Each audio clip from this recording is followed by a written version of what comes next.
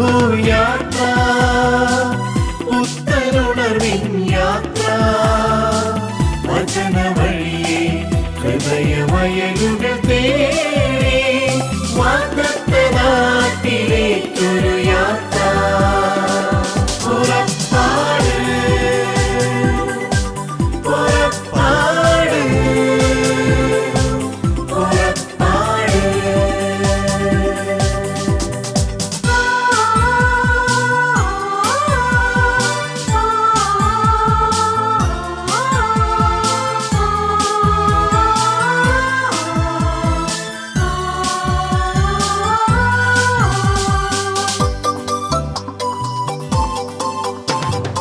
ഇസ്രായേലിനെ മോശ നയിച്ചതുപോലെ മിശിഹാനാഥൻ നമ്മെ നയിക്കും യാത്ര.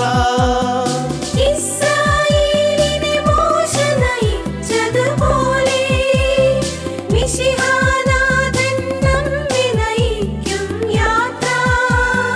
മരുഭൂച്ചൂടിൽ തളരും മനസ്സുകളിൽ സ്നേഹത്തെളിനീർ പെയ്തിറങ്ങും യാത്ര.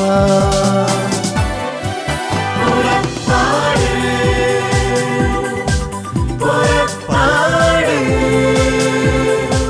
പുറപ്പാട്. Praise the Lord. മർക്കോസിന്റെ സുവിശേഷം 16-ാം അധ്യായത്തിന്റെ 15-ാമത്തെ വാക്യത്തിൽ ഈശോ പറഞ്ഞു, go and preach the gospel to all nations. ലോകമെങ്ങും പോയി സകല സൃഷ്ടികളോടും സുവിശേഷം പ്രസംഗിക്കുകയും. ഇതൊരിക്കലും ഒറ്റ വ്യക്തിയെ കൊണ്ട് ചെയ്യാൻ പറ്റാത്ത കാര്യമാണെന്ന് നമുക്കെല്ലാവർക്കും അറിയാം. ഇത് തിരുസഭയ്ക്ക് ദൈവം കൊടുത്ത ദൗത്യമാണ്. സഭ എന്ന് പറഞ്ഞാൽ ഞാനും നിങ്ങളുമാണ്. നമ്മൾ എല്ലാവരും ചേർന്ന യേശുവിന്റെ ശരീരമാണ്. സഭയ്ക്ക് കർത്താവ് കൊടുത്ത വലിയ ദൗത്യമാണ് ലോകത്തിലെ സകല ജനങ്ങളും കർത്താവിന്റെ കുരിശിൽ വെളിപ്പെട്ട സ്നേഹം അറിയണം. ദൈവം മനുഷ്യനായി നമ്മുടെ ഇടയിൽ പിറന്നുവെന്നും അവിടുന്ന് കുരിശിൽ മരിച്ചുവെന്നും 3-ാം ദിവസം ഉയർത്തുവെന്നും സ്വർഗാരോഹണം ചെയ്തുവെന്നും പരിശുദ്ധാത്മാവിനെ തന്നുവെന്നുമുള്ള വലിയ സത്യം സകല ജനങ്ങളും അറിയാൻ സത്യത്തിൽ എല്ലാ ജനങ്ങൾക്കും അവകാശമുണ്ട്. അത് സഭയുടെ ദൗത്യവുമാണ്. ഹല്ലേലൂയ. അതുകൊണ്ടാണ് പ്രിയപ്പെട്ടവരെ, അന്തരിച്ച പരിശുദ്ധ പിതാവ് ജോൺ പോൾ മാർപ്പാപ്പ ഇപ്രകാരം പറയുമായിരുന്നു, മീഡിയയുടെ കാലഘട്ടമാണ് ഈ കാലഘട്ടം. അതുകൊണ്ട് സഭയിലെ യുവജനങ്ങളോട് പ്രത്യേകിച്ച് മാർപ്പാപ്പ പറയുമായിരുന്നു, മീഡിയയുമായി ബന്ധപ്പെട്ടിരിക്കുന്ന സകല മക്കളും ഏതു വിധത്തിലും മീഡിയയിലൂടെ സുവിശേഷം നൽകണം. ഇപ്പോഴത്തെ നമ്മുടെ പരിശുദ്ധ പിതാവ് ബെനഡിക്ട് 16-ാമൻ പാപ്പ ശക്തമായിട്ട് പറയുകയാണ്, മീഡിയയുടെ സകല സാധ്യതകളെയും നമ്മൾ ഉപയോഗിക്കണം. കാരണം പ്രിയപ്പെട്ടവരെ, ഇന്ന് ലോകത്തിൽ പിശാച് ഏറ്റവും ശക്തമായിട്ട് പ്രവർത്തിച്ചു കൊണ്ടിരിക്കുന്നത് മീഡിയയിലൂടെയാണ്. അതുകൊണ്ട് തന്നെ സഭയുടെ പിതാവ് പറയുകയാണ്, മീഡിയയിലൂടെ നമ്മൾ തിരിച്ചടിക്കണം. മീഡിയയിലൂടെയാണ് ഇന്ന് യുവജനങ്ങളെ മുഴുവൻ പിശാച് പാപത്തിലേക്ക് വലിച്ചിടുന്നതെങ്കിൽ ദൈവത്തിന്റെ വചനം പറയുകയാണ്, നമ്മൾ അതിനെതിരായി അച്ഛൻ നേരത്തെ പറഞ്ഞതുപോലെ തിന്മയെ നമ്മൾ നന്മ കൊണ്ട് എതിർത്ത് ഈ അന്ധകാരത്തെ നമ്മൾ മാറ്റിമറിക്കണം. ഹല്ലേലൂയ. ഒത്തിരി മേഖലകളുണ്ട്. സമയക്കുറവുകൊണ്ട് ഞാൻ ആദ്യം മീഡിയയെ പറ്റി പറയുകയാണ്. പക്ഷെ ആദ്യം ശരിക്കും പറയേണ്ടത് നമ്മുടെ ജീവിതം കൊണ്ടുള്ള സുവിശേഷമാണ്. അതിലോട്ട് ഞാൻ രണ്ടാമത് കടക്കാം. ഇത് മീഡിയ മിനിസ്ട്രിയുടെ ഒരു മീറ്റിംഗ് ആയതുകൊണ്ട് മീഡിയയെ പറ്റി ആദ്യം പറയാനായിട്ട് ഞാൻ ആഗ്രഹിക്കുകയാണ്. ജോൺ പോൾ മാർപ്പാപ്പ ജീവിച്ചിരുന്ന കാലത്ത് വാർഷിക ധ്യാനങ്ങൾ നടത്തുക പതിവാണ്. ഒരിക്കൽ പരിശുദ്ധ പിതാവ് വാർഷിക ധ്യാനം നടത്തുവാനായിട്ട് വിളിച്ചത് അനേക വർഷങ്ങൾ ജയിലിൽ കിടന്ന ഒരു ബിഷപ്പിനെയാണ്. ആ ബിഷപ്പിന്റെ പേരാണ് തൈവാനിലെ ബിഷപ്പായ വാൻ തുവാൻ എന്ന് പറയുന്ന ബിഷപ്പിനെയാണ് മാർപ്പാപ്പ ധ്യാനം നടത്താനായിട്ട് വിളിച്ചത്. ആ വാർഷിക ധ്യാനത്തിന്റെ മധ്യത്തിൽ ബിഷപ്പ് ഇപ്രകാരം പ്രസംഗിക്കുകയുണ്ടായി. അദ്ദേഹത്തിന് അറിയാവുന്ന വിയറ്റ്നാമിലെ ഒരു വൈദികനെ കാണാൻ 26 ഗോത്രവർഗ നേതാക്കന്മാര് 6 ദിവസങ്ങൾ മലയിലൂടെ സഞ്ചരിച്ച്, നിങ്ങൾ ഓർക്കണം, മല കയറിയും ഇറങ്ങിയും 6 ദിവസങ്ങൾ യാത്ര ചെയ്ത് ഈ കത്തോലിക്ക വൈദികനെ കാണാൻ എത്തിച്ചേർന്നു.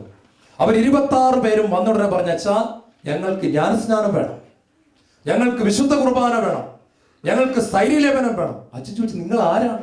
നിങ്ങളെ ഞാൻ ഇന്ന് വരെ കണ്ടിട്ടില്ല, നിങ്ങളെ ഞാൻ ആദ്യമായിട്ടാണ് കാണുന്നത്. നിങ്ങൾക്ക് യേശുവിനെ പറ്റി അറിയാവോ? സഭയുടെ പഠനങ്ങളെ പറ്റി അറിയാവോ? വിശുദ്ധ കുർബാനയെ പറ്റി അറിയാവോ? സ്ഥൈര്യലേപനത്തെ പറ്റി അറിയാവോ? പരിശുദ്ധാത്മാവ് ആരാണെന്ന് അറിയാവോ? നിങ്ങൾ ഇങ്ങനെ ചുമ്മാ വന്നിട്ട് ജ്ഞാനസ്നാനം ചോദിച്ചാ ഞാൻ എങ്ങനെ തരും?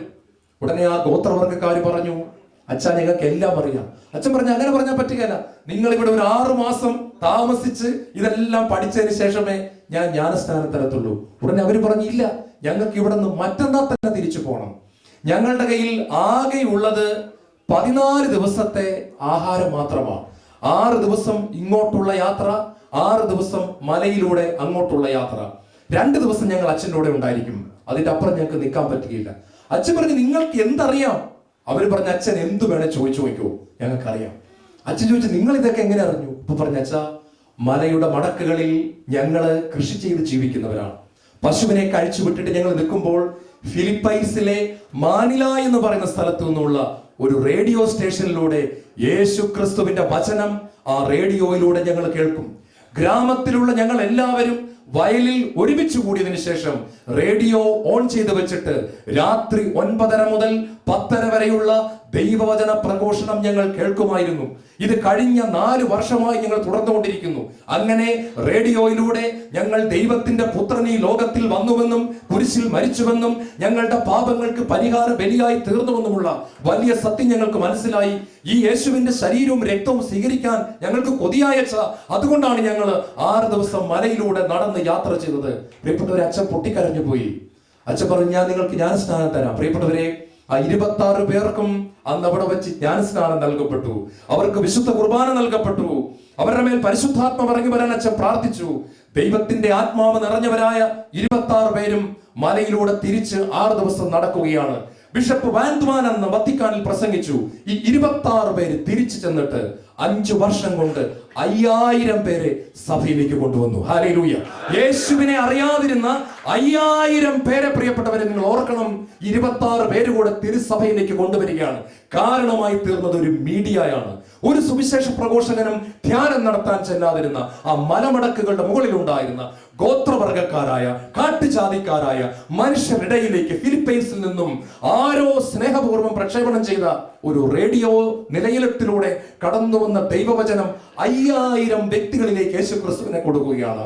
ഞാനിത് നിങ്ങളോട് പറഞ്ഞത്, നിങ്ങൾ പുറപ്പാടിലൂടെ ദൈവത്തിന്റെ വചനം കൊടുക്കുമ്പോൾ, കുടുംബങ്ങൾ മാനസാന്തരപ്പെട്ടതിന്റെ സാക്ഷ്യം കൊടുക്കുമ്പോൾ, ഇന്റർവ്യൂസ് നിങ്ങൾ കൊടുക്കുമ്പോൾ, വ്യക്തികൾ എങ്ങനെ യേശുവിനെ അറിഞ്ഞു എന്നത് കൊടുക്കുമ്പോൾ, നിങ്ങൾ ഓർക്കണം, നിങ്ങൾ ഒരു കൊച്ചു മുറിയിലിരുന്നായിരിക്കും ചിലപ്പോൾ ഇത് ഷൂട്ട് ചെയ്യുന്നത്. പക്ഷേ ലോകത്തിന്റെ പല ഭാഗങ്ങളിലായി കോടിക്കണക്കിന് ജനങ്ങളിലേക്കാണ് ഇന്ന് ദൈവത്തിന്റെ വചനം എത്തുന്നത്. ഹല്ലേലൂയ. ഈ കാലഘട്ടം കർത്താവ് നമ്മളെ ഓരോരുത്തരെയും വിളിക്കുകയാണ്. പ്രിയപ്പെട്ടവരെ, യേശുക്രിസ്തുവിന്റെ 2ാമത്തെ വരവിനായി സ്വർഗത്തിന് സഭയെ ഒരുക്കേണ്ട ഈ കാലഘട്ടത്തിൽ, അച്ഛൻ നേരത്തെ പറഞ്ഞതുപോലെ, വിശുദ്ധിക്ക് യാതൊരു വിലയുമില്ലാതെ പാപത്തെ പാപമല്ല എന്ന് പറഞ്ഞ് നടക്കുന്ന ഈ കാലഘട്ടത്തിൽ നമ്മൾ ഓരോരുത്തരും വിശുദ്ധിയോടെ ജീവിക്കുവാൻ വിളിക്കപ്പെട്ടിരിക്കുന്നു. സ്നേഹത്തിൽ ജീവിക്കാൻ വിളിക്കപ്പെട്ടിരിക്കുന്നു. നമ്മുടെ ശരീരങ്ങളെ ഒരു സക്രാരിയാക്കി മാറ്റിക്കൊണ്ട് ദൈവത്തെ മഹത്വപ്പെടുത്തുവാൻ ദൈവം നമ്മളെ ഓരോരുത്തരെയും വിളിക്കുന്നു. ഹല്ലേലൂയ. നമ്മൾ ഓർക്കണം, ബ്രദർ ബെന്നി പുനത്ര പറഞ്ഞ ഒരു സംഭവം ഞാൻ ഓർക്കുകയാണ്. പാലക്കാട് ഒരു മനുഷ്യൻ ആത്മഹത്യ ചെയ്യാൻ തീരുമാനിച്ചു. അയാൾ വിഷക്കുപ്പി വാങ്ങിച്ചു. അയാൾ ഹോട്ടലിൽ മുറിയെടുത്തു. മരിക്കുന്നതിന് മുമ്പ് അയാൾക്ക് ഒരു ആഗ്രഹം, ഒരു സിനിമ കാണണം. അയാൾ വലിയൊരു സിനിമ ഭ്രാന്തനായിരുന്നു. അപ്പം ആത്മഹത്യ ചെയ്യുന്നതിന് മുമ്പ് സിനിമ കാണാൻ അയാൾ തീരുമാനമെടുത്തു. അയാള് ഹോട്ടലിലെ TV ചാനലിലൂടെ ഇങ്ങനെ മാറി മാറി പോയിക്കൊണ്ടിരിക്കുമ്പോൾ ശാലോമിൽ ആരോ കരങ്ങൾ ഉയർത്തി പ്രസംഗിക്കുന്നു. മകനെ, മകളെ, നീ എന്തിന് മരിക്കണം? നിനക്കായി മരിച്ച ഒരു യേശു ഉള്ളപ്പോൾ നീ എന്തിനു മരിക്കണം? നിന്റെ പ്രശ്നം എത്ര വലുതാണെങ്കിലും നിന്റെ ജീവിതത്തിലേക്ക് കടന്നു വരാൻ ദൈവപുത്രനായ യേശുവിന് സാധിക്കും. അതുകൊണ്ടാണല്ലോ അവൻ കാലിത്തൊഴുത്തിൽ പിറന്നത്. ദൈവമായിരുന്നിട്ടും അവൻ കാലിത്തൊഴുത്തിൽ പിറന്നത്. ഏത് സാഹചര്യത്തിലേക്കും അവന് കടന്നു വരാൻ പറ്റും എന്നുള്ളത് കൊണ്ടാണ്. അതുകൊണ്ട് നീ എന്തിനു മരിക്കണം? ഇയാൾ പൊട്ടിക്കരയുകയാണ്. ഇയാൾ ഈ പ്രസംഗം മുഴുവൻ അവിടെ ഇരുന്ന് കേട്ടു. ഇയാൾ ആദ്യമായിട്ടാണ് ശാലോം ചാനൽ തന്നെ കാണുന്നത്. ഇയാൾ നേരം വെളുക്കുന്നത് വരെ അതിൻ്റെ അകത്തിരുന്ന് വിശുദ്ധ കുർബാനയും ആരാധനയും പ്രാർത്ഥനകളും ഒക്കെ ഇയാൾ അറ്റൻഡ് ചെയ്തു. രാവിലെ ആയപ്പോൾ ഇയാള് വിഷക്കുപ്പി അടിച്ചു പൊട്ടിച്ചു കളഞ്ഞു. ഇയാൾ ഹോട്ടലിൽ നിന്ന് പുറത്തിറങ്ങി. പ്രിയപ്പെട്ടവരെ, ഏതാണ്ട് 8 മാസങ്ങൾക്ക് ശേഷം ഇയാൾ തിരുവനന്തപുരത്തു നിന്നും ഇയാൾ പാലക്കാട്ടേക്ക് സൂപ്പർ ഫാസ്റ്റിൽ പോകുമ്പോൾ കൊല്ലത്തുകൂടെ ബസ് പോവുകയാണ്. ഈ സമയത്ത് അവിടെ ഒരു ബാനർ എഴുതിയിരിക്കുന്നു, ശാലോം ഫെസ്റ്റിവൽ. ഇയാൾക്ക് പെട്ടെന്ന് ഓർമ്മ വന്നു, അന്ന് എന്നെ ആത്മഹത്യയിൽ നിന്ന് രക്ഷിച്ച ആ ചാനലിൽ എഴുതിയിരുന്നത് ശാലോം എന്നാണ്. ഇയാൾക്കൊന്നും അറിയില്ല. ഇയാൾ പെട്ടെന്ന് ബസ് സ്റ്റാൻഡിൽ ചാടി ഇറങ്ങി ടിക്കറ്റിന്റെ ബാക്കി പൈസയൊക്കെ പോയി ഒരു ഓട്ടോറിക്ഷ പിടിച്ചിട്ട് പറഞ്ഞു, ആ ബാനറിൽ എഴുതിയിരിക്കുന്ന സ്ഥലത്ത് എന്നെ കൊണ്ടുപോകണം. അയാൾ ആദ്യമായിട്ടാണ് കൊല്ലത്തിറങ്ങുന്നത്. അവിടെ വന്നപ്പോൾ 10,000-2000 പേര് ദൈവത്തെ ആരാധിക്കുകയാണ്. പാട്ടുകൾ പാടി വലിയവനായ ദൈവത്തെ മഹത്വപ്പെടുത്തുന്നു. അദ്ദേഹം പറഞ്ഞു, എനിക്കിതിന്റെ ഏറ്റവും ഉന്നതത്തിലിരിക്കുന്ന ഒരാളെ കാണണം, പേരൊന്നും പുള്ളിക്ക് അറിയത്തില്ല. സാക്ഷ്യം കേട്ടപ്പോൾ ശാലോമിൽ എല്ലാവരും കൂടെ പിടിച്ച് ഇയാളെ ബെന്നി അടുത്ത് കൊണ്ടിരുന്നു. വന്ന പാടെ ഇയാൾ ബെന്നി ബ്രദറിന്റെ കാലിലോട്ട് വീഴുകയാണ്. വീണിട്ട് പറഞ്ഞു, സാർ ഒറ്റ ആള് കാരണമാണ് ഞാൻ ഇന്ന് ജീവിച്ചിരിക്കുന്നത്, ഈ ഒരു ചാനൽ കാരണമാണ് ഞാൻ ഇന്ന് ജീവിച്ചിരിക്കുന്നത്, അല്ലെങ്കിൽ ഞാൻ വിഷം കുടിച്ച് മരിക്കേണ്ട ഒരു വ്യക്തിയാണ്. പ്രിയപ്പെട്ടവർ ഓർക്കണം, ഇതുപോലെ ഒത്തിരി അനുഭവങ്ങൾ നമുക്ക് പറയാനായിട്ടുണ്ട്. അതുകൊണ്ട് മീഡിയയുടെ സാധ്യതയെ നമ്മൾ ഒട്ടും വില കുറച്ച് കാണരുത്. ഹല്ലേലൂയ. ഒരു പക്ഷേ നമ്മുടെ പള്ളികളിൽ വരണമെന്ന് ആഗ്രഹം ഉണ്ടായിട്ടും വരാൻ സാധിക്കാതെ വിഷമിക്കുന്ന വ്യക്തികൾ, ഞാൻ കൂടുതൽ എക്സ്പ്ലെയിൻ ചെയ്യുന്നില്ല, നിങ്ങൾക്കറിയാം, പല കാരണങ്ങൾ കൊണ്ടും പല സാമൂഹിക കാരണങ്ങൾ കൊണ്ടും നമ്മുടെ ഒരു ആരാധനയിൽ പങ്കെടുക്കണമെന്ന് ആഗ്രഹം ഉണ്ടായിട്ടും വിങ്ങി പൊട്ടി കടിച്ചു പിടിച്ചിരിക്കുന്ന ഒരുപാട് വ്യക്തികൾ ഇന്ന് സമൂഹത്തിലുണ്ട്. നമ്മുടെ കർത്താവിന്റെ വചനം കേൾക്കണമെന്ന് ആഗ്രഹം ഉണ്ടായിട്ടും ചില പ്രത്യേക സാഹചര്യങ്ങൾ മൂലം, വിലക്കുകൾ മൂലം പുറത്തിറങ്ങാൻ പറ്റാത്തവരുണ്ട്.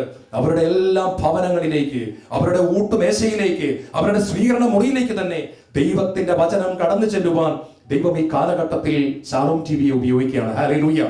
ബ്രദർ ബെന്നി പറഞ്ഞൊരു ഇതിന്റെ സംഭവം ഞാൻ ഓർക്കണം. അദ്ദേഹം എറണാകുളത്ത് ഒരിക്കലും ഒരു പള്ളിയിൽ ഇരുന്ന് പ്രാർത്ഥിക്കുമ്പോൾ അദ്ദേഹത്തിന് ഒരു ദർശനം ഉണ്ടായി. അദ്ദേഹം പതുക്കെ കണ്ണുകൾ അടച്ചിട്ട് ഇങ്ങനെ ഒരു ഉറക്കത്തിലേക്ക് വഴുതി വീഴുന്ന സമയത്ത് പെട്ടെന്ന് അദ്ദേഹം കാണുകയാണ്, സക്രാരി തുറന്ന് യേശു മുൻപിലേക്ക് വരികയാണ്. കർത്താവിന്റെ കരങ്ങളിൽ ആണിപ്പാടുണ്ട്. അദ്ദേഹം ചോദിച്ചു, മോനെ, നിനക്ക് എനിക്ക് വേണ്ടി ഒരു ടെലിവിഷൻ ചാനൽ തുടങ്ങാൻ പറ്റുമോ? അദ്ദേഹം പേടിച്ചു പോയി. പള്ളിയിൽ ആരുമില്ല.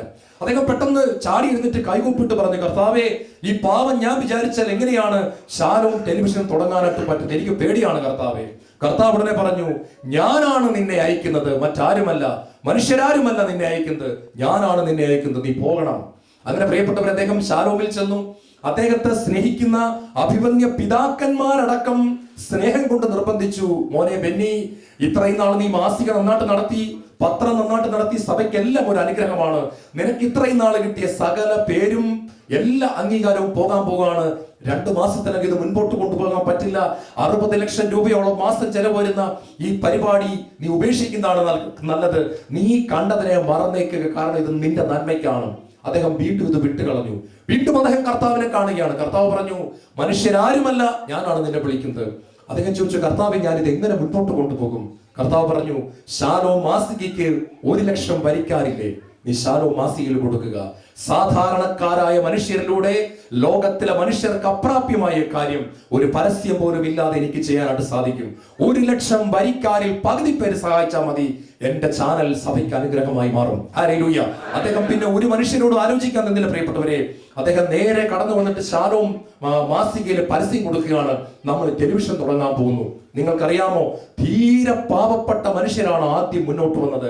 മുട്ട തലയിൽ ചുമന്നുകൊണ്ട് പോകുന്നവരും, പെട്ടിക്കച്ചവടം നടത്തുന്നവരും, മീൻ സൈക്കിളിൽ കെട്ടിക്കൊണ്ടു പോകുന്നവരും അവരുടെ ദശാംശം ശാലോമിലേക്ക് അയക്കാൻ തുടങ്ങി. അതുകൊണ്ടാണ് പ്രിയപ്പെട്ടവരെ, ശാലോം പ്രോഗ്രാമുകൾ ദൈവത്തിൽ അനുഗ്രഹിക്കാതിരിക്കാൻ പറ്റുകയില്ല. ഹല്ലേലൂയ. ഇത് സാധാരണക്കാരായ മനുഷ്യരിലൂടെ ദൈവം ചെയ്ത ഒരു പ്രോഗ്രാമാണ്. ഇന്ന് എനിക്കറിയാം, ഇവിടെ ഇരിക്കുന്ന നിങ്ങൾ ആരും ബിൽ ഗേറ്റ്സ് ഒന്നുമല്ല എന്ന് എനിക്കറിയാം. നമ്മളൊക്കെ ഇവിടെ വന്നിരിക്കുമ്പോഴും സാധാരണക്കാർ തന്നെയാണ്. അല്പം നല്ല ജീവിതം ദൈവം തന്നിട്ടുണ്ടെന്നേ ഉള്ളൂ. എന്നിട്ടും വേണ്ടി വന്നാൽ മക്കൾക്ക് വേണ്ടി സമ്പാദിക്കാമായിരുന്ന ഒരു തുക, ഓരോ മാസവും ഫിക്സഡ് ഡിപ്പോസിറ്റ് അല്ലെങ്കിൽ റെക്കറിംഗ് ഡിപ്പോസിറ്റ് ഇടാമായിരുന്ന ഒരു തുക നിങ്ങൾ കർത്താവിനോടുള്ള സ്നേഹത്തെ പ്രതി കൊടുത്തുകൊണ്ട് ഈ ശാലോം ടെലിവിഷനിലൂടെ ദൈവത്തിന്റെ വചനത്തെ ലോകമെങ്ങും എത്തിക്കാൻ നിങ്ങൾ ആഗ്രഹിക്കുമ്പോൾ കർത്താവ് നിങ്ങൾക്ക് പ്രതിഫലം തരിക തന്നെ ചെയ്യും എന്ന് നിങ്ങൾ ഉറച്ചു വിശ്വസിക്കണം. ഹല്ലേലൂയ. കർത്താവിനെ ഒന്ന് സ്തുതിച്ച യേശുവേ നന്ദി, യേശുവേ ആരാധന, ശക്തമായിട്ട് യേശുവേ. ഞങ്ങൾ ചെയ്യുന്ന ഓരോന്നിലുമുള്ള കുറവുകളെ അവിടെ നിന്ന് കണക്കിലെടുക്കരുത്. മീഡിയ മിനിസ്ട്രിയിലൂടെ ഞങ്ങളുടെ ബലഹീനതകളോടുകൂടി ഞങ്ങൾ ചെയ്തുകൊണ്ടിരിക്കുന്ന ഈ കാര്യത്തെ അവിടെ നിന്ന് സ്വീകരിക്കണമേ നിങ്ങൾ പ്രാർത്ഥിക്കുന്നു. കർത്താവേ, ഞങ്ങളുടെ അപൂർണതകളെ അവിടെ നിന്ന് കണക്കിലെടുക്കരുത്. ഞങ്ങളുടെ കുറവുകൾ നിറഞ്ഞ ഈ പ്രോഗ്രാമുകളെ അവിടെ നിന്ന് ഏറ്റെടുക്കുകയും കോടിക്കണക്കിന് ജനങ്ങൾക്ക് ഒരു അനുഗ്രഹമാക്കി മാറ്റുകയും ചെയ്യണമേ നിങ്ങൾ പ്രാർത്ഥിക്കുന്നു. നല്ല ദൈവമേ, അങ്ങേ സ്തുതിക്കുന്നു, അങ്ങേ വാഴ്ത്തുന്നു, അങ്ങേ ആരാധിക്കുന്നു, അങ്ങേക്ക് നന്ദി പറയുന്നു. ഹല്ലേലൂയ. നിങ്ങളോട് ഇത് റെക്കോർഡ് ചെയ്തുകൊണ്ടിരിക്കുന്ന കാരണത്താൽ മാത്രം പറയാൻ പറ്റാത്ത ഒരുപാട് അനുഭവങ്ങളുണ്ട് പ്രിയപ്പെട്ടവരെ. കാരണം നമുക്ക് പബ്ലിക് വേദിയിൽ പറയാൻ പറ്റില്ല. കാരണം അത്രമാത്രം ശക്തമായിട്ട് മീഡിയയിലൂടെ ദൈവം ചില മേഖലകളിൽ പ്രവർത്തിച്ച വ്യക്തികളെ യേശു ക്രിസ്തുവിലേക്ക് കൊണ്ടുവരുന്നുണ്ട്. ഹല്ലേലൂയ. ഈ കാലഘട്ടത്തിൽ നിങ്ങൾക്കറിയാം, ലോകത്തിൽ ഏറ്റവും ശക്തമായിട്ട് സുവിശേഷം പ്രസംഗിക്കപ്പെട്ട സ്ഥലം എന്ന് പറയുന്നത് മെക്സിക്കോയിലെ ഗ്വാഡലൂപ്പയിലാണ്. നിങ്ങൾക്ക് എല്ലാവർക്കും അറിയാം. ഗ്വാഡലൂപ്പ മാതാവിന്റെ അടുത്ത് വന്ന് 50 ലക്ഷം വ്യക്തികളാണ് മാനസാന്തരപ്പെട്ടിട്ടുള്ളത്. ലോകത്തിലെ ഒരു സുവിശേഷകനും നേരിട്ട് വിചാരിച്ചിട്ട് പറ്റാത്തൊരു കാര്യം, പരിശുദ്ധ മാതാവ് അവിടെ ചെയ്തു നിങ്ങൾക്കറിയാം. പരിശുദ്ധ മാതാവിന്റെ അവിടെ വന്ന് 50 ലക്ഷം വ്യക്തികളാണ് ഇത്രയും കാലത്തിനകം നല്ല കുമ്പസാരം നടത്തി യേശുക്രിസ്തുവിന്റെ അനുഭവത്തിലേക്ക് കടന്നു വന്നിട്ടുള്ളത്. ഈ കാലഘട്ടത്തിൽ പരിശുദ്ധ മറിയം പ്രത്യക്ഷപ്പെട്ട എല്ലായിടത്തും തന്നെ ഒരിക്കൽ കൂടെ മാനസാന്തരത്തിലേക്ക് വിളിക്കുമ്പോൾ മീഡിയയിലൂടെ നമുക്ക് വലിയ കാര്യങ്ങൾ ചെയ്യാനായിട്ടുണ്ട്. ഹല്ലേലൂയ. ഞാൻ ഓർക്കുകയാണ്, നിങ്ങളുടെ മധ്യത്തിലുള്ള ആരാരും അറിയപ്പെടാതെ കിടന്ന വ്യക്തികളെ ദൈവം ലോകം മുഴുവനും എത്തിക്കുകയാണ്. നമ്മുടെ കേരളത്തിലുണ്ടായിരുന്ന, നിങ്ങൾക്കറിയാം, കപ്പൂച്ചൻ വൈദികര് അവർക്ക് സ്വന്തമായിട്ട് ഒന്നുമില്ലാത്തവരാണ്. നിങ്ങൾക്കറിയാം, അവർക്ക് ജോലി ചെയ്യാൻ പറ്റില്ല, അവർ സുവിശേഷം കൊണ്ട് ജീവിക്കണമെന്നുള്ളതാണ് സഭയുടെ കാഴ്ചപ്പാട്. അതുകൊണ്ട് തന്നെ ഒരിക്കലും പൈസ കൊടുത്തൊരു ടെലിവിഷൻ ചാനൽ പ്രസംഗിക്കാൻ അവരെ കൊണ്ട് പറ്റില്ല. നിങ്ങൾക്കറിയാം, ശാലോം ടെലിവിഷൻ വന്നു കഴിഞ്ഞപ്പോൾ എത്രയോ വൈദികരാണ്, കയ്യിൽ 5 പൈസ ഇല്ലാത്ത എത്രയോ വൈദികരാണ് ലോക പ്രശസ്തരായ വചന പ്രഘോഷകരായി ഉയർത്തപ്പെട്ടത് എന്ന് നമുക്ക് എല്ലാവർക്കും അറിയാം. Praise the Lord. നിങ്ങൾ ഒരു കാര്യം ശ്രദ്ധിച്ചിട്ടുണ്ടാകും, ബെന്നി സാറ് ഇതിന്റെ അകത്ത് പ്രസംഗിക്കുന്നില്ല. അത് വളരെ രസകരമായ ഒരു അനുഭവമാണ്. സത്യത്തിൽ നമ്മളെയൊക്കെ ഒത്തിരി ചിന്തിപ്പിക്കേണ്ട ഒരു വിഷയവുമാണ്. അത് വളരെയേറെ പേര് ചിന്തിപ്പിച്ചിട്ടുണ്ട്. അദ്ദേഹം ഒരു വലിയ പ്രസംഗകനാണ്, പക്ഷെ അദ്ദേഹവും ഭാര്യയും അതിൻ്റെ അകത്ത് പ്രസംഗിക്കുന്നില്ല. അവർ കാര്യസ്ഥന്മാരായി മാറി നിന്നുകൊണ്ട് മറ്റുള്ളവരെ പ്രസംഗിപ്പിക്കുന്ന ഒരു കാര്യം. അദ്ദേഹം ആകെ ഒരു പ്രോഗ്രാം അതിൻ്റെ അകത്ത് ചെയ്തത് സ്നേഹപൂർവ്വം എന്ന് പറയുന്ന ഒരു പ്രോഗ്രാമിൽ എഴുത്തുകൾക്ക് മറുപടി കൊടുക്കുന്ന ഒരു പ്രോഗ്രാം അദ്ദേഹം കുറച്ചാഴ്ചകൾ ചെയ്തു. അദ്ദേഹം കഴിഞ്ഞ ആഴ്ച എന്നോട് വ്യക്തിപരമായിട്ട് അതിനെപ്പറ്റി പറഞ്ഞു. ഓരോ ആഴ്ച ഈ പ്രോഗ്രാം ചെയ്യുമ്പോഴും മനസ്സിൽ വലിയ ഭാരമായിരുന്നു, വലിയ അസമാധാനം. അങ്ങനെ ഒരു 5-6 ആഴ്ച കഴിഞ്ഞപ്പോൾ അദ്ദേഹം കർത്താവിനോട് ചോദിച്ചു, കർത്താവേ, ഇതെന്താണ് ഞാൻ ഈ പ്രോഗ്രാം റെക്കോർഡ് ചെയ്ത് കഴിയുമ്പോൾ എനിക്ക് ഇത്രമാത്രം ഭാരമുണ്ടാകുന്നത്? ഉടനെ കർത്താവ് പറഞ്ഞു, നിന്നോട് ഞാൻ ടെലിവിഷൻ ചാനൽ തുടങ്ങാനേ പറഞ്ഞുള്ളൂ, അതിൽ പ്രസംഗിക്കാൻ പറഞ്ഞിട്ടില്ല. ബാക്കി ഒത്തിരിയേറെ റെക്കോർഡിങ്സ് അദ്ദേഹം റെക്കോർഡ് ചെയ്ത് വെച്ചിരുന്നിട്ട് അത് മുഴുവൻ കൊണ്ട് കളയുകയാണ് ചെയ്തത്. അത് ടെലികാസ്റ്റ് ചെയ്യാതെ അന്ന് അദ്ദേഹം സ്നേഹപൂർവ്വം പരിപാടി അദ്ദേഹം പൂട്ടിക്കെട്ടി. ഇന്ന് അദ്ദേഹം പുറകോട്ട് മാറിയിരിക്കുകയാണ്, ഒരിക്കൽ പോലും പ്രസംഗിക്കുന്നില്ല. നമ്മൾ ഇന്ന് അദ്ദേഹത്തെ കാണുന്നത് ടെലിവിഷനിൽ ഏതെങ്കിലും കൺവെൻഷനുകളിൽ അദ്ദേഹം പ്രസംഗിച്ചതിന്റെ റെക്കോർഡിങ് അവർ കൊടുക്കുമ്പോൾ കാണിക്കുന്നത് മാത്രമാണ്. അല്ലാതെ തിരുവചനം പ്രോഗ്രാമിലൂടെയോ മറ്റൊരു പ്രോഗ്രാമിലൂടെയോ ബ്രദർ പോകുന്നില്ല. അതുകൊണ്ട് ദൈവം അദ്ദേഹത്തെ വീണ്ടും ഉയർത്തുകയാണ്. അമേരിക്കയിൽ നിന്നും ശാലോമിന്റെ ഇംഗ്ലീഷ് ചാനൽ തുടങ്ങാനായിട്ട് പോവുകയാണ്. ഹല്ലേലൂയ. നിങ്ങൾ ഓർക്കണം പ്രിയപ്പെട്ടവരെ, ലോകം മുഴുവനുമുള്ള വ്യക്തികൾ, നിങ്ങൾക്കറിയാം, അമേരിക്കയിലും ഇംഗ്ലണ്ടിലും യൂറോപ്പിലുമുള്ള അവിടെ ജനിച്ചു വളർന്ന കുട്ടികൾക്ക് മലയാളം വലിയ പിടിയില്ല. അവരെ നമുക്ക് കർത്താവിന് വേണ്ടി നേടാൻ വേണ്ടി കർത്താവ് അടുത്ത മിഷൻ കൊടുക്കുകയാണ്. നീ ഫുൾ ടൈം ഇംഗ്ലീഷ് ചാനൽ തുടങ്ങുക. കോടിക്കണക്കിന് ഡോളർ ആവശ്യമുള്ള ഈ പ്രോഗ്രാമിനെ സഹായിക്കാൻ വീണ്ടും മുന്നോട്ട് വന്നിരിക്കുന്നത് അമേരിക്കയിലെ മലയാളികൾ തന്നെയാണ്. ഹല്ലേലൂയ. വെള്ളക്കാരാരുമല്ല. എന്നെയും നിങ്ങളെയും പോലുള്ള മലയാളികൾ കർത്താവിന് വേണ്ടി 2 കൈ നീട്ടി സ്വീകരിച്ചുകൊണ്ട് പറയാണ്, എത്ര കോടി ഡോളർ വേണമെങ്കിലും ഞങ്ങൾ തരും, ഇംഗ്ലീഷിൽ ചാനൽ തുടങ്ങുക. പ്രിയപ്പെട്ടവരെ, ആളുകൾ വളരെ സന്തോഷത്തോടു കൂടി കർത്താവിലേക്ക് എടുത്ത് ചാടുകയാണ്. ഇതാ ലോകം മുഴുവനും ഇംഗ്ലീഷ് ചാനൽ എത്താൻ പോവുകയാണ്. കത്തോലിക്ക തിരുസഭയിലെ ഇംഗ്ലീഷിൽ ദൈവം ഉപയോഗിച്ചുകൊണ്ടിരിക്കുന്ന സകല വൈദികരെയും ബിഷപ്പുമാരെയും മാർപ്പാപ്പയുടെ പരിപാടി അടക്കം ശക്തമായ പരിശുദ്ധാത്മാവിന്റെ പ്രവർത്തനവുമായി ഇംഗ്ലീഷ് ചാനൽ വരികയാണ്. നമ്മുടെ മക്കളെ പിശാച് കൊണ്ടുപോകുന്ന തടയിടാൻ വേണ്ടി ഇതാ ഇംഗ്ലീഷ് ചാനൽ തുടങ്ങാൻ പോകുന്നു. തീർന്നില്ല, ഫേസ്ബുക്കിലൂടെ ഇന്ന് ഒത്തിരി കുട്ടികൾക്ക് അബദ്ധം പറ്റുന്നുണ്ടെങ്കിൽ ശാലും ഫേസ്ബുക്കിന് പകരം ഇതാ ഇന്റർനെറ്റിലും അതുപോലൊരു പ്രോഗ്രാം തുടങ്ങാൻ പോകുന്നു. ഹല്ലേലൂയ.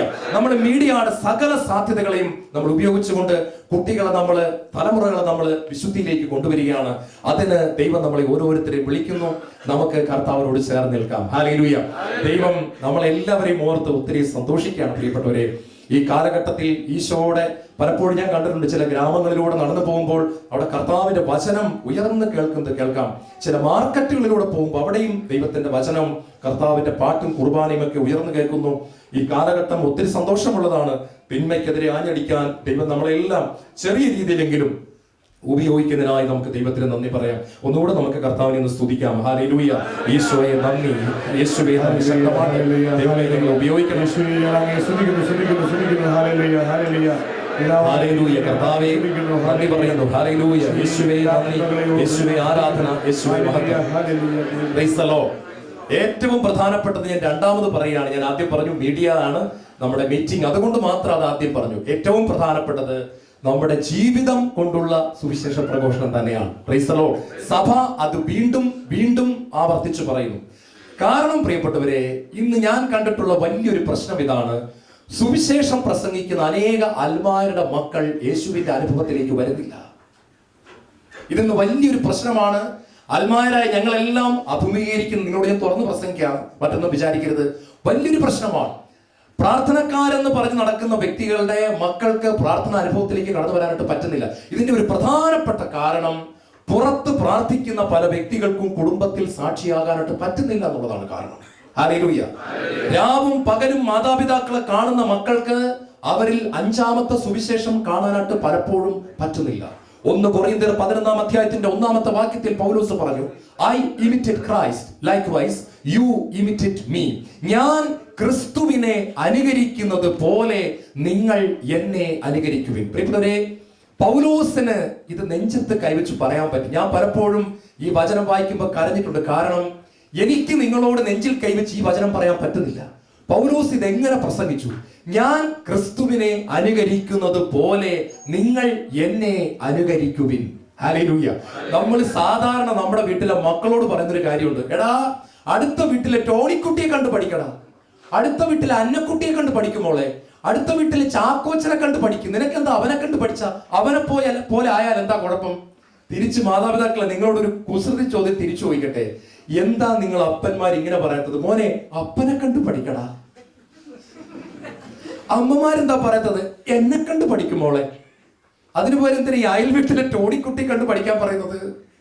നമുക്കറിയാം, നമ്മളെ കണ്ട് പഠിച്ചാൽ നമ്മുടെ പിള്ളേരുടെ കാര്യം കഷ്ടമാകുമെന്ന് അറിയാം. അതുകൊണ്ട് നമ്മൾ പറയാണ്, അടുത്ത വീട്ടിലെ ടോണിക്കുട്ടിയെ കണ്ട് പഠിക്കാം. അവൻ കൈകൂപ്പിയിരിക്കുന്നത് കണ്ടിട്ടില്ലേ? അവന്റെ അനുസരണം കണ്ടിട്ടില്ലേ? അവന്റെ എളിമ കണ്ടിട്ടില്ലേ? നിനക്കെന്താ അവനെ കണ്ട് പഠിച്ചാൽ? കർത്താവ് അവനെ കണ്ട് പഠിക്കാന്നല്ല നമ്മൾ വിളിക്കുന്നത്. മാതാപിതാക്കളോട് പറയാണ്, ചങ്കൂറ്റുണ്ട് നെഞ്ചി കൈവച്ച് പറയണം, അപ്പനെ പോലെ ആവുക, അമ്മയെ പോലെ ആവുക. Praise the Lord. പൗലോസ് സഭയ്ക്ക് ഒരു അപ്പനായിരുന്നു. പൗലോസ് പറയുന്നുണ്ട്, നിങ്ങൾക്ക് സഭയിൽ 10,000 ഉപദേഷ്ടാക്കൾ ഉണ്ടായിരിക്കാം, എന്നാൽ ഞാൻ നിങ്ങൾക്ക് പിതാവാണ്. I am your father. എന്നിട്ട് അദ്ദേഹം പറയാണ്, നിങ്ങൾ എന്നെ കണ്ടു പഠിക്കുവിൻ. സഭയ്ക്ക് അദ്ദേഹം പറയുന്ന മെസ്സേജ് ഇതാണ്, നിങ്ങൾ യേശുക്രിസ്തുവിനെ കണ്ടിട്ടില്ല എന്നോർത്ത് വിഷമിക്കണ്ട. അദൃശ്യനായ യേശുവിനെ ഇപ്പോൾ ഞാൻ ദൃശ്യവൽക്കരിക്കുന്നു. ഞാൻ യേശുവിനെ കോപ്പി അടിക്കുന്നത് പോലെ നിങ്ങൾ എന്നെ കോപ്പി അടിച്ചാൽ മതി, നിങ്ങൾക്ക് തെറ്റുപറ്റുകയില്ല. Praise the Lord. ജീവിതം കൊണ്ട് സുവിശേഷം പറഞ്ഞ വ്യക്തിയാണ് പൗലോസ്. അതുകൊണ്ടാണ് ദൈവത്തിന്റെ വചനം പറയുന്നത്, സുവിശേഷം പ്രസംഗിക്കുന്നവരുടെ പാദങ്ങൾ എത്ര സുന്ദരം. പ്രിയപ്പെട്ടവരെ, ശരിക്കും എങ്ങനെ എഴുതേണ്ടത്? സുവിശേഷം പ്രസംഗിക്കുന്നവരുടെ നാവ് സുന്ദരമെന്നല്ലേ, ചുണ്ട് സുന്ദരമെന്നല്ലേ എഴുതേണ്ടത്? സ്വന പേടകങ്ങൾ സുന്ദരമെന്നല്ലേ എഴുതേണ്ടത്? എന്തേ കാലുകൾ സുന്ദരമെന്ന് ദൈവം എഴുതി വെച്ചു? ഒറ്റ കാര്യമേ ഉള്ളൂ, സുവിശേഷം പ്രസംഗിക്കുന്ന ഡോക്ടർ ജോണിന്റെ പടക്കം പൊട്ടിക്കുന്ന ശബ്ദമല്ല ദൈവം ശ്രദ്ധിക്കുന്നത്. മൈ വാക്ക്, എന്റെ നടപ്പ്. Am I walking in love? Am I walking in humility? Am I walking in purity? Am I walking in integrity before God and men? ദൈവം നോക്കുന്നത് എന്റെ ശബ്ദമല്ല പ്രിയപ്പെട്ടവരെ, ദൈവം നോക്കുന്നത് എന്റെ നടപ്പാണ്, എന്റെ ജീവിതമാണ്. എന്റെ കാലുകൾ അശുദ്ധിയിലേക്കോ വിശുദ്ധിയിലേക്കോ, എന്റെ കാലുകൾ സ്നേഹത്തിലേക്കോ വെറുപ്പിലേക്കോ, എന്റെ കാലുകൾ അഹങ്കാരത്തിലേക്കോ എളിമയിലേക്കോ, സുവിശേഷം പറയുന്ന വ്യക്തിയുടെ പാദങ്ങളെ, നടപ്പിനെ, ജീവിതത്തെ ദൈവം നോക്കിക്കൊണ്ട് പറയാണ്, സുവിശേഷം അങ്ങനെ പ്രസംഗിക്കുന്നവരുടെ പാദങ്ങൾ സുന്ദരമാണ്. ഹല്ലേലൂയ. ഈ പുറപ്പാടുമായിട്ട് ചേർന്ന് നിൽക്കുന്ന എന്റെയും നിങ്ങളുടെയും ജീവിതത്തെ കർത്താവ് ഇന്ന് നോക്കിക്കൊണ്ട് പറയേണ്ട ഒരു കാര്യം ഇതാണ്, മക്കളെ, നിങ്ങളുടെ പണം കൊടുക്കുന്ന കൈകൾ മാത്രമല്ല സുന്ദരം, നിങ്ങൾ ചെയ്യുന്ന പ്രോഗ്രാമുകൾ മാത്രമല്ല സുന്ദരം, നിങ്ങളുടെ നടപ്പ് വളരെ സുന്ദരമാണ്, നിങ്ങളുടെ പാദങ്ങൾ വളരെ സുന്ദരമാണ്, നിങ്ങളുടെ ജീവിതങ്ങൾ വളരെ സുന്ദരമാണ്. ഹല്ലേലൂയ. നമ്മൾ പ്രാർത്ഥനയിലൂടെ ദൈവരാജ്യം പണിയണം. Praise the Lord. സുവിശേഷം കൊടുക്കണം. ബെന്നി ബ്രദറിനെ തന്നെ വീണ്ടും ഞാൻ ഉദ്ധരിക്കുകയാണ്. ബെന്നി ബ്രദറിന്റെ ശാലോമിന്റെ ആദ്യ നാളുകളിൽ മലബാറിലെ ഒരു കുഗ്രാമത്തിൽ ശാലോം ധ്യാനം നടത്താനായിട്ട് പോയി. ഒരു പാവപ്പെട്ട ഇടവകയാണ്, മൂത്രപ്പര അകത്തില്ല, വളരെ ദൂരെ മാറി മേടയുടെ പുറത്ത്, കൊതുകും ഒരുപാട് പ്രശ്നങ്ങളുള്ള വളരെ പാവപ്പെട്ട ഇടവകയിലാണ് ധ്യാനം. ഇപ്പൊ ബെന്നി ബ്രദർ അകത്ത് കിടക്കുകയാണ്, രാത്രി മുഴുവൻ കൊതുക് കുത്തിക്കൊണ്ടിരിക്കുക. 1:30 മണിയായപ്പോൾ അദ്ദേഹത്തിന് ടോയ്ലറ്റിൽ പോകാനായിട്ട് തോന്നി, യൂറിൻ പാസ് ചെയ്യണം. അദ്ദേഹം പുറത്തിറങ്ങി. അന്നേരം കറണ്ട് പോയി, ഒന്നുമില്ല, മെഴുതിരി കത്തിച്ച് അദ്ദേഹം ടോയ്ലറ്റിൽ പോയിട്ട് പുറത്തു വരുമ്പോ ആരോ കരയുന്നു. ഈ രാത്രി 1:30 ആരാണ് കരയുന്നറിയാൻ അദ്ദേഹം ഈ കരച്ചിലിന്റെ ഉറവിടം തേടി നടക്കുകയാണ്. പള്ളിയുടെ മുൻപിലേക്ക് നടന്ന് അദ്ദേഹം ചെല്ലുമ്പോൾ ഈ കരച്ചിലിന്റെ ശബ്ദം ഇങ്ങനെ കൂടിക്കൂടി വരികയാണ്. പള്ളിയുടെ മുൻപിലുള്ള കുരിശു പള്ളിയിൽ കുരിശിൽ കെട്ടിപ്പിടിച്ചു കിടന്നാണ് ആരോ കരയുന്നത്. ഇതാരാണെന്ന് അറിയാൻ അദ്ദേഹം ഇരുട്ടിലൂടെ പതുക്കെ ചെന്നു. അടുത്ത് ചെന്നപ്പോൾ ഇടവക വികാരിയാണ്. 68 വയസ്സ് പ്രായമുള്ള ഇടവക വികാരി കുരിശിൽ കെട്ടിപ്പിടിച്ചു കിടന്ന് കരയുകയാണ്, നിലവിളിച്ചുകൊണ്ട് കരയുകയാണ്. അത് ഇങ്ങനെ പ്രാർത്ഥിക്കുന്നു, കർത്താവേ, നാളെ വാർഷിക ധ്യാനം തുടങ്ങുകയാണ്. എന്റെ ആടുകൾ, നീ എന്നെ ഏൽപ്പിച്ച നിന്റെ ആടുകൾ, പാപത്തിൽ കഴിയുന്ന നിന്റെ ആടുകൾ, അശുദ്ധിയിൽ കഴിയുന്ന നിന്റെ ആടുകൾ, മദ്യപാനത്തിൽ കഴിയുന്ന നിന്റെ ആടുകൾ, കുടുംബ തകർച്ചയിലുള്ള നിന്റെ ആടുകൾ, നാളെ ഇതാ നിന്റെ മക്കൾ ഇവിടെ വന്നിരിക്കുന്നു, ശാലോം ടീം ഇവിടെ വന്നിരിക്കുന്നു. നാളെ പരിശുദ്ധാത്മാവിനെ അയക്കണമേ. അവരുടെ കുറവുകൾ നോക്കരുതേ. ആത്മാവ് ഇറങ്ങി വരണമേ. എന്റെ ഇടവകയിലെ സകലരും മാനസാന്തരപ്പെടണമേ. ഈ വൈദികൻ പാവിട്ട് നിലവിളിക്കുകയാണ് പ്രിയപ്പെട്ടവരെ. ബെന്നി ബ്രദർ പറയാണ്, എന്നോട് കഴിഞ്ഞ ആഴ്ച അദ്ദേഹം പേഴ്സണലായിട്ട് പറഞ്ഞു, ഇത്രയും വർഷം കഴിഞ്ഞിട്ട് ഈ സംഭവം മറക്കാൻ പറ്റുന്നില്ല. അദ്ദേഹം അവിടെ നിന്ന് ഹൃദയം തകർന്നവനായി കരഞ്ഞ് കരഞ്ഞ് കരഞ്ഞ് കരഞ്ഞ് തിരിച്ച് മുറിയിലേക്ക് വന്നിട്ട് രാത്രി ഉറങ്ങാൻ പറ്റുന്നില്ല. കാരണം ഈ വൈദികന്റെ കരച്ചിൽ കേൾക്കുകയാണ്. തലയിട്ടിടിച്ചുകൊണ്ട് ഈ വൈദികൻ കരയുകയാണ്. പ്രിയപ്പെട്ടവരെ, പിറ്റേന്ന് രാവിലെ അച്ഛനെ കണ്ടപ്പോൾ അച്ഛൻ ഇതൊന്നും അറിഞ്ഞാട്ട് കാണിക്കുന്നില്ല. ആ ബെന്നിയപ്പോൾ എഴുന്നേറ്റെന്നൊക്കെ ചോദിച്ച് ഈ സംഭവം ഒന്നും അറിയാത്ത പോലെ അച്ഛൻ ബ്രേക്ക്ഫാസ്റ്റ് ഒക്കെ കൊടുക്കുകയാണ്. അന്ന് രാവിലെ പാട്ടുകാരൻ കീബോർഡുമായിട്ട് വന്നു. ഓർഗൻ വായിക്കുന്ന സഹോദരൻ കീബോർഡിൽ കോഡ്സ് പിടിച്ചിട്ട് ദൈവാരൂപിയെ സ്നേഹജ്വാലയ എന്നുള്ള ഗാനം പാടുകയാണ്. ആദ്യ വരികൾ പാടിയപ്പോൾ തന്നെ ദൈവത്തിന്റെ പരിശുദ്ധാത്മാവ് നയാഗ്ര വെള്ളച്ചാട്ടം പോലെ പള്ളിയിലേക്ക് ഇറങ്ങി വന്നു. ആളുകളെല്ലാം വാവിട്ട് നിലവിളിക്കാൻ തുടങ്ങി, ഞങ്ങൾ പാപികളാണ്, ഞങ്ങളുടെ മേൽ കരുണയായിരിക്കണമേ. പ്രസംഗിപ്പിക്കാൻ പോലും സമ്മതിക്കാതെ ദൈവത്തിന്റെ പരിശുദ്ധാത്മാവ് ആഞ്ഞടിച്ചു. ജനങ്ങൾ ഹൃദയം തകർന്നവരായി കുമ്പസാരക്കൂട്ടിലേക്ക് ഓടി. അച്ഛന് പിന്നീട് മറ്റിടവകളിൽ നിന്ന് വൈദികരെ വിളിച്ചുകൊണ്ടുവന്ന് കുമ്പസാരിപ്പിക്കേണ്ട അവസ്ഥയിലേക്ക് ദൈവത്തിന്റെ പരിശുദ്ധാത്മാവ് ആദ്യത്തെ മണിക്കൂറിൽ തന്നെ പ്രവർത്തിക്കുകയാണ്. പ്രിയപ്പെട്ടവരെ, ഒരു വൈദികൻ ജനത്തിനു വേണ്ടി പൊട്ടിക്കരഞ്ഞുകൊണ്ട് കുരിശിൽ കെട്ടിപ്പിടിച്ച് രാത്രി കരഞ്ഞപ്പോൾ എനിക്ക് ആത്മാക്കളെ തരിക, ബാക്കിയുള്ളതെല്ലാം എടുത്തുകൊള്ളുക. അമ്മ ത്രേസ്യ കരയുന്നുണ്ട്, കൊച്ചു ത്രേസ്യ കരയുന്നുണ്ട്, ഫ്രാൻസിസ് സേവ്യർ കരയുന്നുണ്ട്. ഇതുപോലൊരു മനുഷ്യൻ കരഞ്ഞപ്പോൾ ശാലോമിന്റെ ശുശ്രൂഷയിൽ തന്നെ ഏറ്റവും വലിയൊരു അഭിഷേകവുമായി ദൈവത്തിന്റെ പരിശുദ്ധാത്മാവ് കടന്നു വരികയാണ്. ഹല്ലേലൂയ.